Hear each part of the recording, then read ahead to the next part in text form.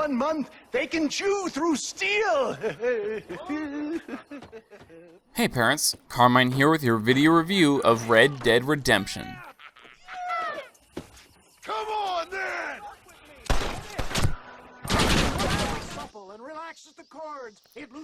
I know what you're thinking. What took you so freaking long? And why are you making a video for a game that's already 5 years old? Well, I can give you 3 great reasons. First, Red Dead Redemption is an awesome game. It's one of the few games based in a Western world that's worth playing. It's even worth digging up your PS3 or Xbox 360 to play. Or play it on your Xbox One now that there's backwards compatibility, hey! Second, this game desperately needs an HD remake. Even with the backwards compatibility stuff, this game would benefit from having updated graphics and better gameplay. With no PC version available, it would be a travesty to let this game fall into the archive of last-gen console titles never to see the light of day again. And third, I'm really hoping that Rockstar announces either an HD re-release or an actual sequel to this game. I doubt it'll happen, but it will make me happy. That being said, on with the review.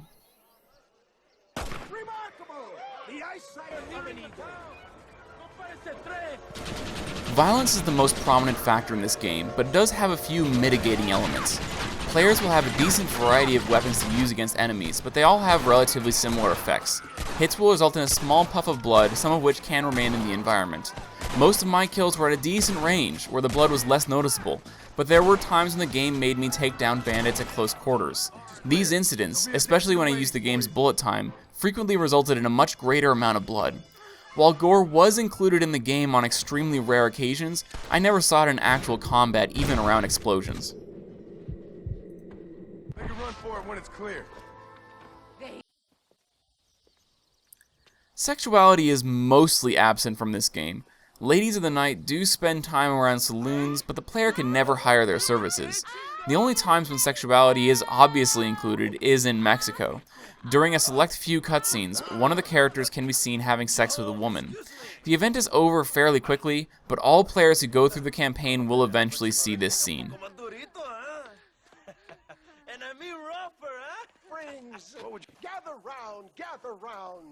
Substances play a relatively minor role.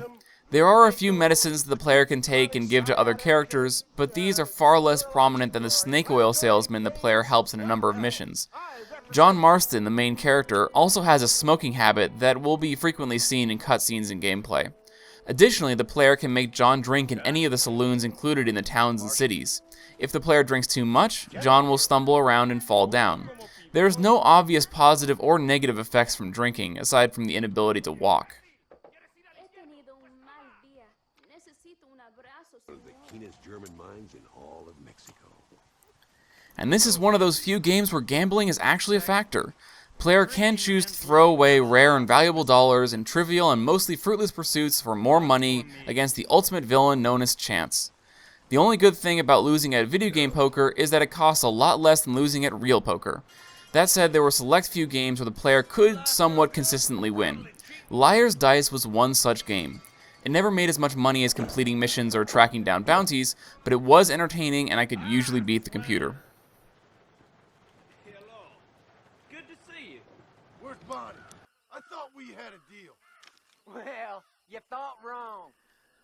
Overall, the amount of time the player will spend watching or participating in any of these 4 categories will pale in comparison to the amount of time he will spend exploring the environment or engaging in relatively non-violent activities. As a result of this, we gave this game a recommended age of 14 years old. For the full written review, including the extra categories, log on to SideStoryGames.com.